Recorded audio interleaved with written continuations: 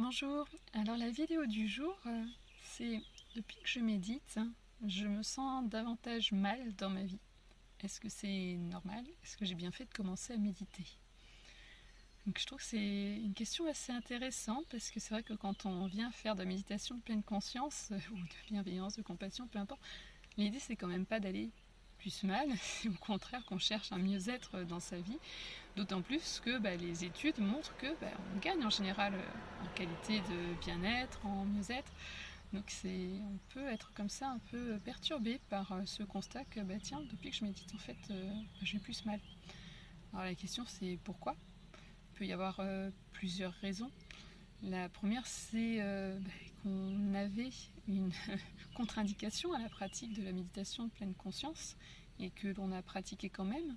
Donc ça, normalement, si vous faites un programme MBSR avec un enseignant bien formé, il se sera entretenu avec vous ou bien il vous aura fait compléter un formulaire pour s'assurer que vous ne présentiez pas ces contre-indications. Donc je vais partir du principe que vous n'avez pas ces contre-indications si vous vous sentez mal. Et puis, il y a ensuite d'autres raisons pour lesquelles on peut se sentir plus mal. Et là, c'est intéressant parce qu'on va pouvoir appliquer la pleine conscience pour s'aider à aller mieux. Alors moi, je vois en particulier une excellente raison d'aller plus mal après avoir commencé à méditer.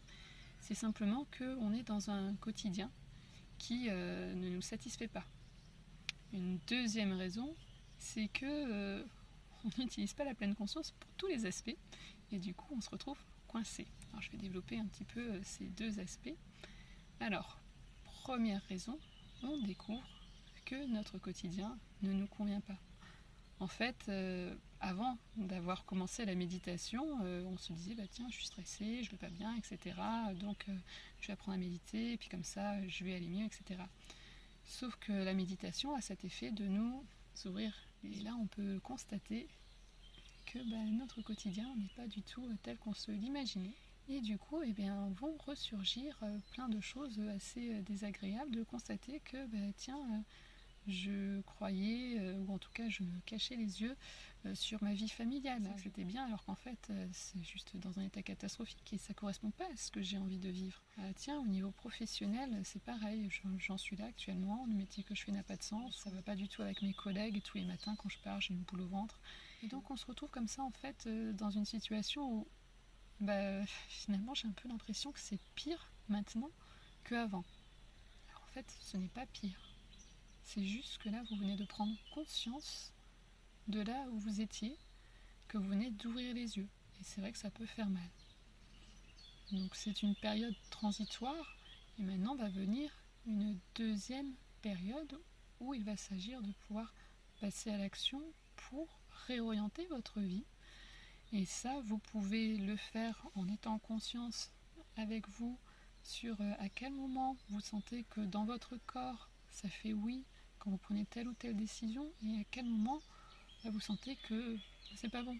Et vous pouvez aussi vous faire accompagner. C'est peut-être le moment de trouver un psychothérapeute, de trouver un coach pour explorer ces zones de votre vie où vous vous rendez compte que ça ne correspond pas à ce que vous avez envie de vivre et vous vous sentez un peu impuissant, en tout cas seul, pour réussir à sortir de ce qui est présent. La deuxième raison, c'est ne pas appliquer la pleine conscience partout. Alors pourquoi je dis ça? Parce que quand on apprend la méditation de pleine conscience, en fait, il y a deux aspects. Il y a l'aspect, on va aider le système nerveux à s'apaiser, à se calmer, et puis on va se sentir mieux. C'est un aspect. L'autre aspect, c'est on va venir agrandir notre capacité à vivre avec les choses inconfortables. Et c'est là qu'on peut avoir un piège. On peut finir par se dire que la pleine conscience, être pleinement conscient, ça veut dire être capable d'accepter tout ce qui est inconfortable. Et donc, s'il y a des choses qui sont inconfortables dans notre vie, on reste là. Non, je dois être capable de supporter ces choses-là qui sont inconfortables. Et c'est complètement se méprendre sur la pleine conscience. Pleine conscience, il y a certes cette capacité à accueillir l'inconfort, mais ça ne veut pas absolument dire de rester avec ça. On apprend aussi la douceur, on apprend aussi la bienveillance. Est-ce que c'est bienveillant pour vous de rester, de tolérer cette situation?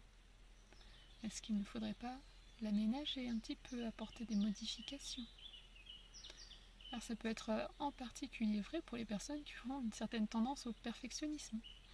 Ah, j'ai appris en méditation, il faut que je reste avec ce qui est inconfortable. Et du coup, on reste dans ce il faut. Et c'est là où on peut venir aussi appliquer cette pleine conscience. C'est quoi ma pensée en fait là quand je fais ça?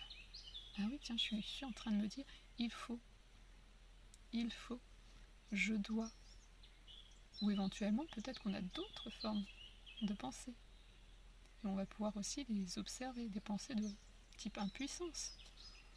C'est pas possible de m'en sortir. J'en suis incapable. Les choses sont trop dures. Donc en venant observer comme ça, avec la pleine conscience, ces pensées, on peut se dire ok, c'est une pensée, c'est un événement comme un autre, ce n'est pas une réalité. J'aime bien l'image de l'éléphant. Si je vous dis qu'il y a un éléphant là, c'est pas parce que je le dis qu'il y en a un. Bon après, je peux en faire apparaître un comme ça. Mais bon, là on est sur YouTube, c'est pas pareil. Donc on peut venir travailler avec ça en pleine conscience également. Donc vous vous sentez plus mal, n'hésitez pas à réfléchir à ces deux aspects-là et éventuellement à chercher un accompagnement, soit avec un professionnel donc de type coach, de type psychologue, psychothérapeute, ou si vous sentez que vous, c'est plutôt le deuxième aspect qui résonne en vous et vous dites en fait c'est ça qui me reste, qui me prend et où je suis coincée, dans ce cas-là avec un professionnel de la méditation de pleine conscience. Je vous dis à bientôt. Si cette vidéo vous a plu, n'hésitez pas à la liker, à vous abonner à ma chaîne si vous souhaitez recevoir les prochaines vidéos et si vous avez des questions, allez poser en commentaire. À la prochaine fois.